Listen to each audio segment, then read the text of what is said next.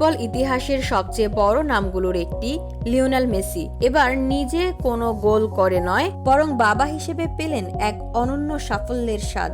মার্কিন যুক্তরাষ্ট্রে অনুষ্ঠিত ড্রিমস কাপের ফাইনালে ইন্টার মায়ামি একাডেমির হয়ে ট্রফি জিতেছে মেসির দুই ছেলে থিয়াগো ও সিরো।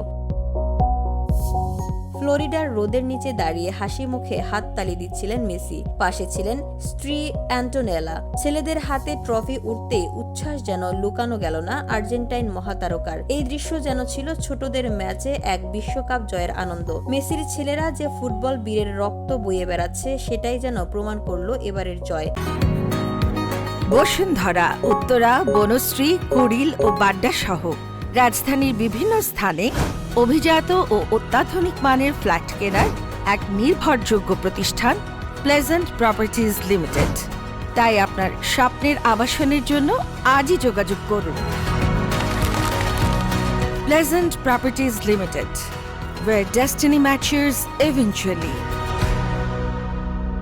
ড্রিমস কাপ হলো এমন এক টুর্নামেন্ট যেখানে আমেরিকা এবং বিশ্বের বিভিন্ন দেশের সেরা একাডেমি দলগুলো অংশ নেয়। সেখানে সাফল্য পাওয়া মোটেই সহজ নয়। এটাই প্রথমবার নয়, এর আগেও থিয়াগো ও সিরো একাডেমি পর্যায়ে ট্রফি জিতেছে, কিন্তু এবার বাবা নিজ চোখে দেখলেন সেই মুহূর্ত।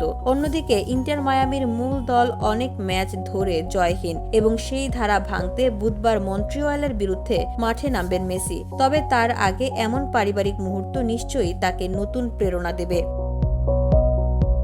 VOD Bangla news desk.